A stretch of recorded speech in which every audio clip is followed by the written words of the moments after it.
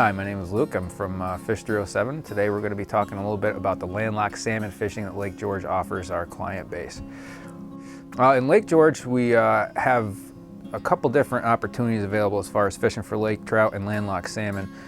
You can go out from a boat and troll for them, or this time of year we're very lucky we can actually fish for them from shore. There's a fair amount of access points that bring in the fish really close to shore, down in the village especially, also up in Shelving Rock Bay, and it allows people without a boat to go out there and get after the salmon of some really good size too, actually. So there's a couple we've seen over 30 inches already swimming down by the boats that we've been going after, the staff included, as well as our customers.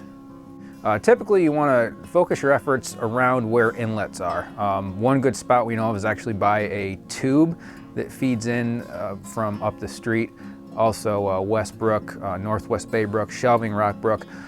Any place where water's coming into the lake is going to attract the salmon. They're trying to spawn. They don't really spawn successfully in Lake George, but they sure do put forth one hell of an effort to try to do so.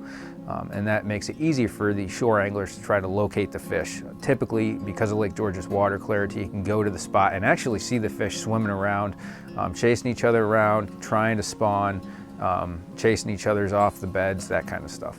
Classically, the best time are your low light conditions, early in the morning and in the evening. However, what we found this year as well as last year is it's usually a couple hours after it actually turns bright in the morning. So instead of like a 6:30, 7 o'clock fish in prime time, it looks like it's about 9, 10 o'clock right now is when we're seeing the best action in the morning, and then probably about 4, 5, 6 o'clock in the evening seems to be the best time to go out there and target them. They're the most aggressive at that point.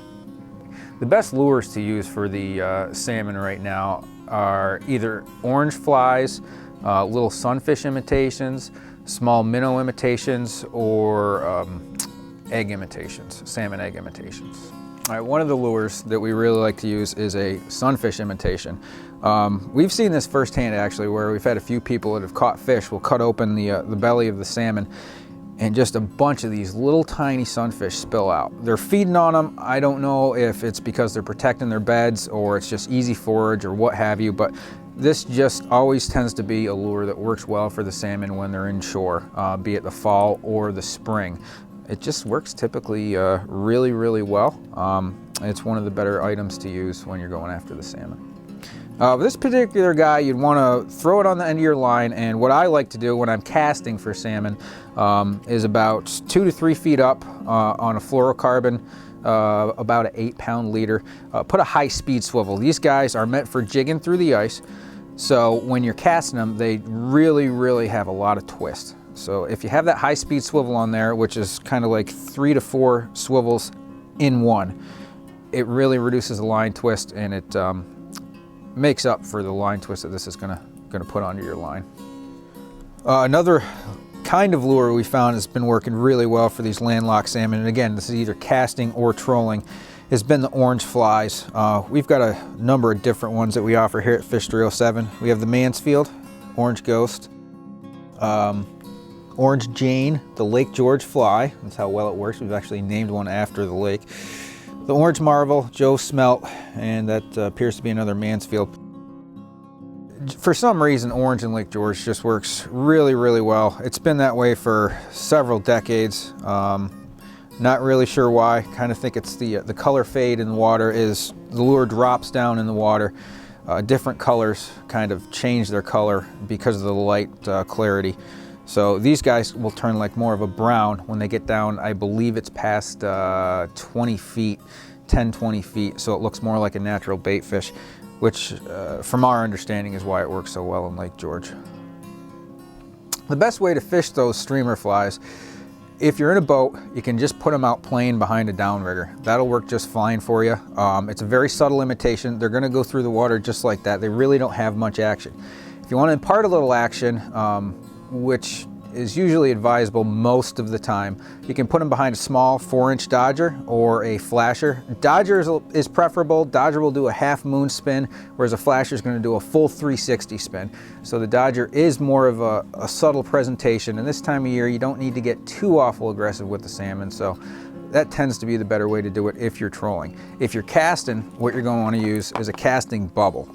These guys allow you to let a little bit of water into here and still allow these to float. So it's going to add weight as well as giving you flotation. Then you can cast the fly out and work it back however you like to do. A couple pops make it look like a minnow. Seems to work really well. You can burn it across the top sometimes when they're really aggressive. That'll work well.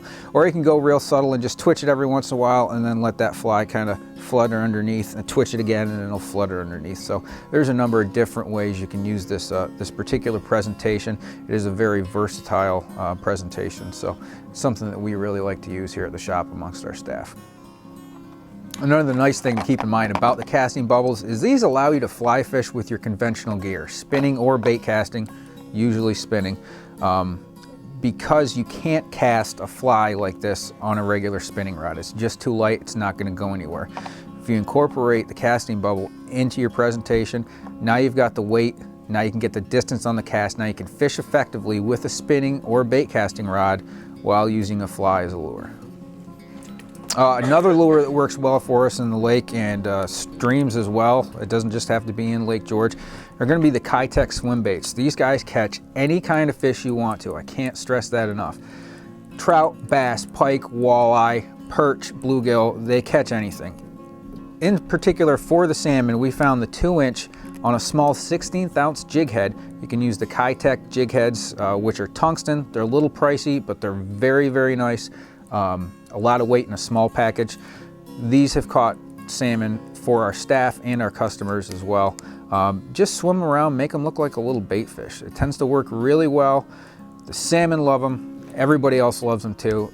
You do get some bycatch with them. That's usually not a problem for most people. It's a fish. Everybody likes catching fish, right?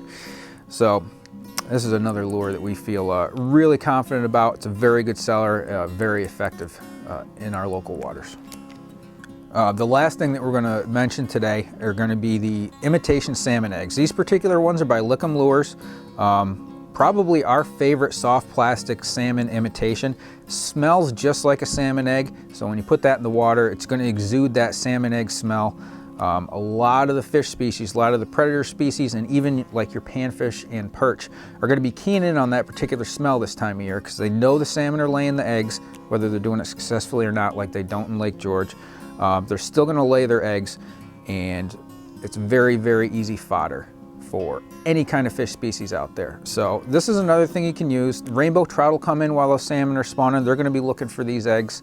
The bass, the perch, the sunnies, the pickerel, the pike, they're all going to be looking for that easy meal that these are going to provide. So we do have a fair amount of people who will try these as well. It'll catch the occasional salmon on them. It's mostly your other bycatch that you'll get with these, but still just a great lure to use. If you're coming up here this time of year and you want to go out and catch some fish, this is another excellent option for you. So basically this time of year, there's a lot of great fishing opportunities that people really don't realize. We tend to get a kind of mass exodus from the area once Labor Day hits. We're so tourist driven in the area. A lot of people don't think for the North Country for fishing this time of year. It's more concentrated on the Salmon River or people getting out in the woods hunting. What they don't realize is the fishing in Lake George can be just tremendous this time of year.